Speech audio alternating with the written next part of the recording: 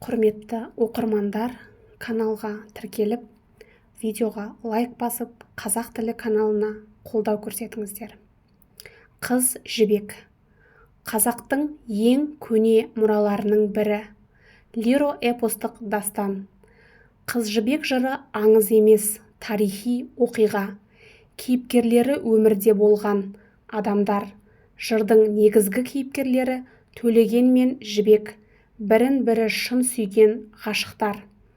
Бірақ әке батасынан аттап кеткен Төлегеннің өлімі мен Жібектің қайғылы тағдыры талай жандарға жас үйірілтпей қоймайды. Жібек бейнесі сұлулық пен әсемдіктің нышаны, қазақ халқының мақтанышы, рухани ескерткіш. Қыз жібек лиро-эпостық жыр шамамен 17 ғасырда жазылған. Жыр нұсқалары арасында айырмашылық аз. Тұңғыш рет Александров Мұсабай ақыннан жазып алып, мазмұнын орысшаға қара сөзбен аударған 1880 жылы. 19 ғасырдың екінші жартысында татар мұғалімі Фалиолла Тухватуллин Зайсан өңірінен Қыз жібек жырын жинап, 1894 жылы Қазанда бастырған. Сондай-ақ Жүсіпбек Шайхысламұлы Қазан қаласында 1900, 903, 905, 909, 911 жылдары қазақ тілінде жариялаған. Қыз жібектің Тухватуллин жинақ нұсқасы 1967, 57, 39, 33 және 25 жылдары басылып шығып, 1958 жылы қазақ эпосы жинақтарында 1963 жылы Қыз жібек деген атпен қазақ орыс тілдерінде жарияланды. 1988 жылы орыс тілінде жеке кітап болып шықты. Қазір Қазақстан Республикасы орталық кітапханасының қолжазба қорында жырдың бірнеше нұсқалары сақтаулы.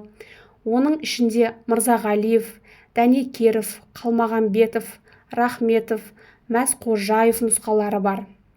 Қыз жібек жырында қазақ халқының өмірі, тұрмысы, кәсіп тіршіліктері, салт санасы, елдік, ерлік істері, ар-ожданы мен арман мақсаты қызғылықты әрі көркем жырланады.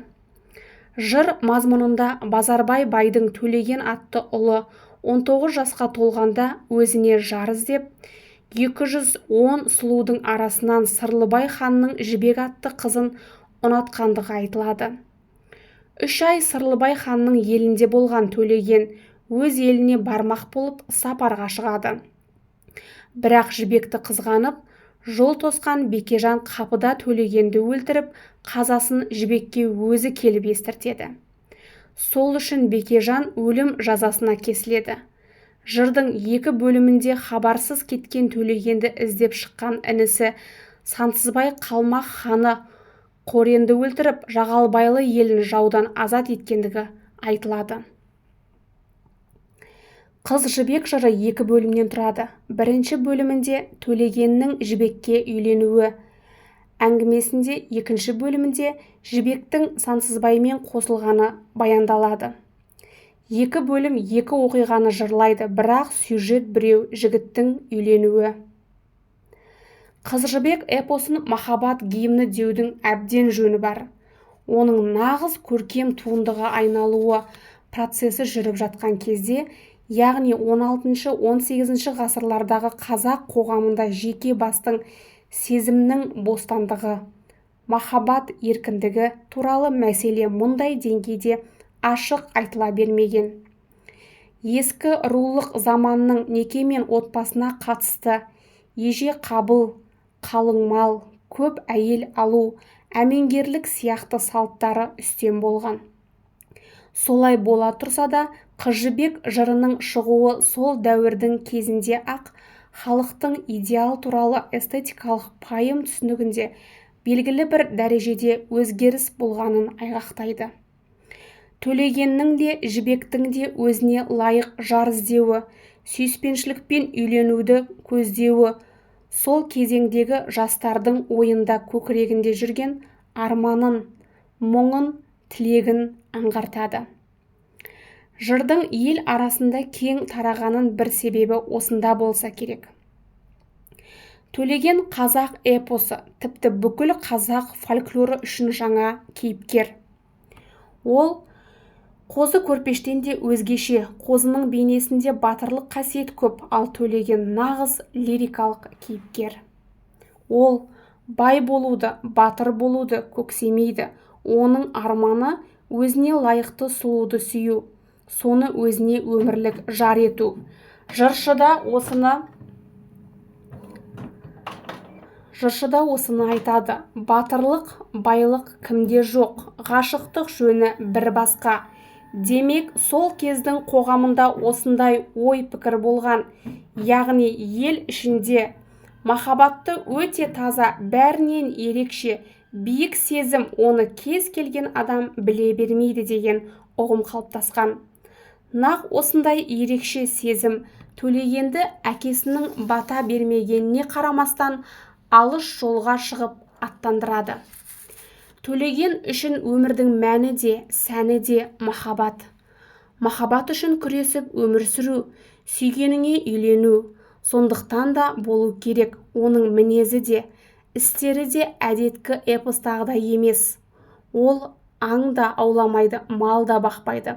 Жастайынан ерлік мінезде танытпайды. Батырлық өнерді де үйренбейді. Періште сипатты ұл боп тууының өзі оның ерекше сұлу болатынын білдіреді. Демек ол батыр болмайды. Төлеген кәдімгі батырларша сағат сайын өспейді. Бозбала кезінде ешбір ерлікте іс-әрекет жасамайды.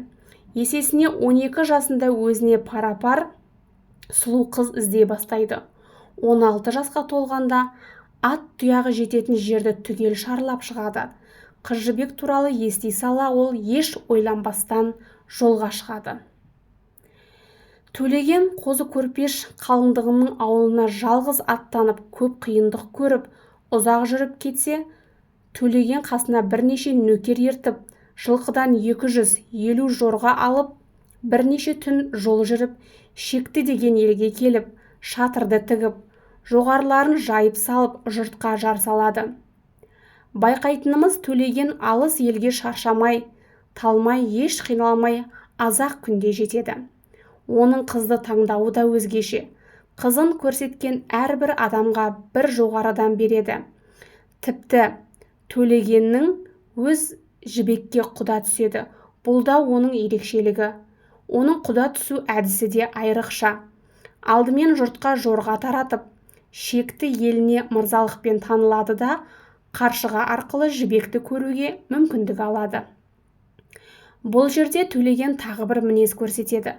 Ол Қаршығаның сөзіне сеніп қана Жібекке іңкәр болмайды. Мақтаулы қызды өз көзімен көргісі келеді. Яғни Төлеген қызға сырттай ғашық болғысы келмейді.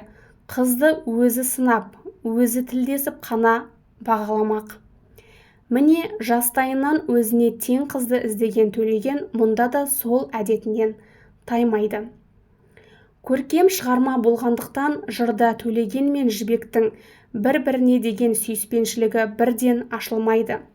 Жібекке деген Төлегеннің ынтықтығы саталанып көрсетіледі. Ең алғаш Жібек туралы ол өз елінде жүргенде естіп, сұлуды іздеп шығады. Содан соң Жібек жайында Қаршығадан қанығып, оны көруге асығады.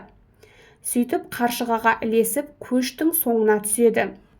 Көш үлкен, аяғынан басына дейін баруға тура келеді. Жол бойы бірінен бірі әдемі 13 қызды көреді.